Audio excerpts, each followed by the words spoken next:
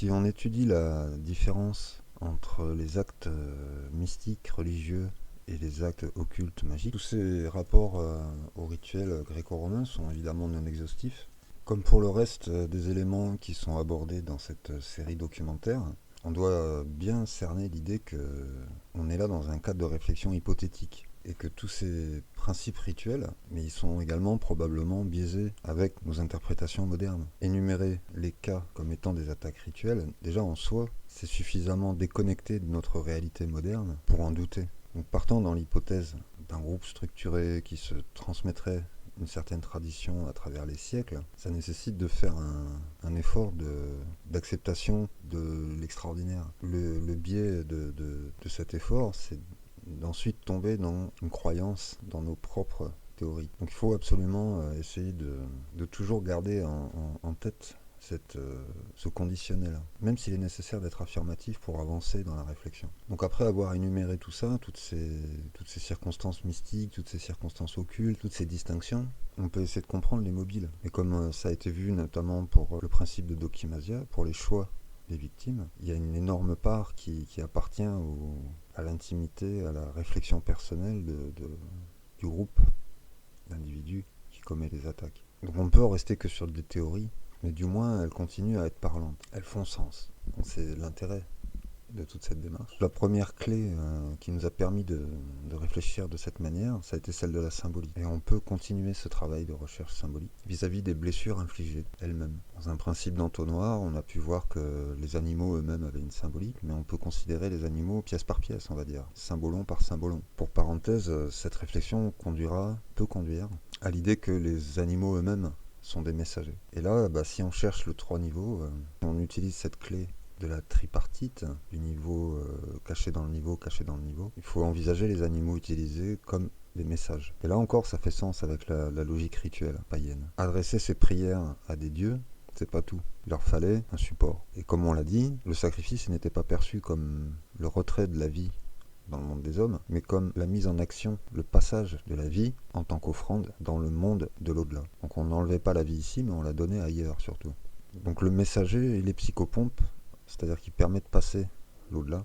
Donc la sanctification par la lustration, par le sang, elle s'adresse probablement aussi à l'animal pour que le message soit véhiculé plus efficacement auprès des dieux. Le message, c'est probablement le mobile. L'hypothèse de départ, si on s'intéresse à tout ce contexte des mystères d'Éleusis, c'est un rite de fertilité. Et là encore, ça heurte notre pensée moderne, dans la mesure où ce qu'on perçoit avant tout, c'est un aspect barbare, sadique, alors que la démarche, elle est probablement camouflée à notre regard par en fait une action bénéfique qui se dissimule derrière cette barbarie. Et si on pousse cette logique dans la conception symbolique des organes visés, on peut essayer de comprendre à quoi vont servir ces messages, à quoi et à qui. C'est-à-dire qu'il faut aussi envisager que les animaux attaqués soient des messages sur le plan humain, c'est-à-dire d'un membre d'un groupe à un autre membre d'un groupe.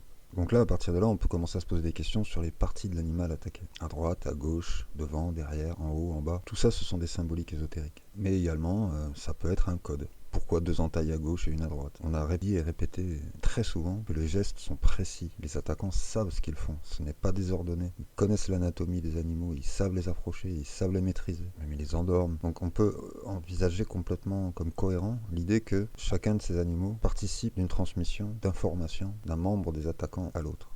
Techniquement, après, ça pose des questions. Comment ils se transmettent ces informations? Bon, c'est un autre problème. Et le troisième type de message, il est adressé au public. C'est la fameuse création de cet égrégore.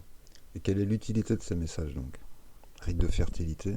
Pour sortir de l'aspect religieux, mystique, il faut envisager l'aspect magique. Et donc si on se souvient de toute la symbolique développée autour du cheval, comme le chien, comme Hécate, comme Dionysos, il y a une notion d'intermédiaire, et notamment d'intermédiaire dans le monde des morts. La magie rituelle privilégiée chez les Gréco-Romains était celle de la divination. Et c'était une des raisons notamment pour lesquelles on sacrifiait des animaux. Parce que les devins pouvaient lire des prédictions à l'aide du corps animal. De la même manière, les Romains étudiaient le vol des oiseaux, ce qu'on appelait les augures. Et de là vient l'expression les bons ou les mauvais augures. La divination, là encore, ça nous ramène à Hécate par ce jeu de recherche dans le labyrinthe. Hécate, elle est la face sombre notamment d'Apollon. À quel niveau? Parce que Apollon, dieu solaire, a donné aux Sibylles, aux prophétesses, le pouvoir de prédiction.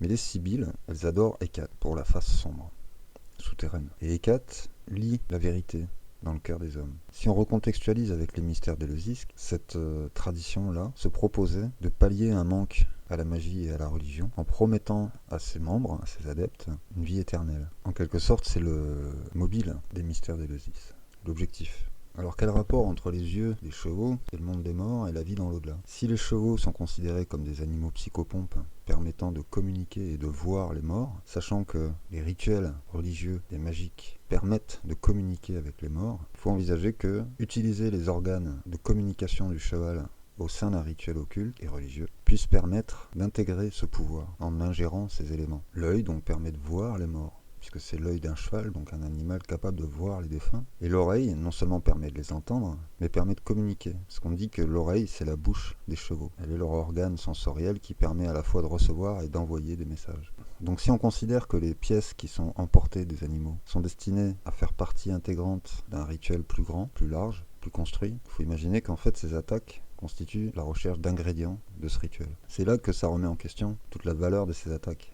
Elles ne sont pas elles-mêmes des rituels, elles sont des parties d'un rituel, des symbolons, des symboles, des pièces d'un puzzle, que probablement chacun de ces organes, chacun de ces éléments, des animaux, participe, devient à son tour un élément du rituel. Donc qu'est-ce qu'on retrouve là comme conception avec l'oreille et l'œil? Donc déjà d'une part, un outil qui permet de voir et d'entendre et parler avec les morts. On est clairement dans un rite chtonien, souterrain. Mais ça nous évoque un autre dieu, Hermès, Mercure, un messager. Ça nous renvoie à cette conception de l'animal comme message, porteur du message, au même titre que Hermès. Et Mercure était un des dieux favoris dans la Gaule, gallo-romaine du moins. Et on pourra observer, selon certaines attaques, qu'elles sont commises dans un contexte qui se rapproche de ce dieu. De la même manière, ce dieu-là, il a une foule d'attributs, de fonctions, qui lui sont uniques et très particulières et reconnaissables quand elles sont mises en œuvre. Et donc, d'un point de vue occulte, qu'est-ce que permet cette ingestion? On a évoqué le fait que dans la mythologie, on trouvait des êtres mi-homme, mi-animal. Et dans cette logique de transition d'un état à l'autre, du sauvage au civilisé, ces créatures hybrides, elles incarnent cet entre-deux, entre le monde humain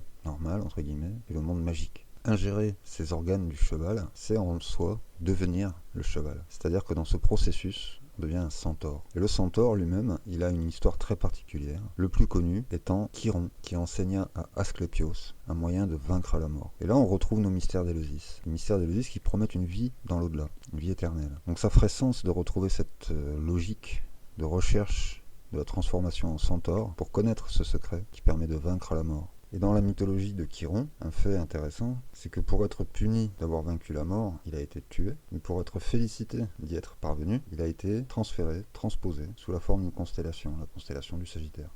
Et là, on rembobine jusqu'à Clapamoud. On se souvient que dans le légendaire mis en place, il était question à Clapamoud de rituels dédiés à Hécate sous les auspices du Sagittaire. Et il est probable que ce soit un des mystères dispensés dans les rites secrets des mystères d'Éleusis. Cette conception de la possibilité de devenir mi-homme, mi-animal, un être magique. On reviendra sur cette conception, mais pour le moment, on peut continuer à étudier la symbolique liée aux attaques en elles-mêmes.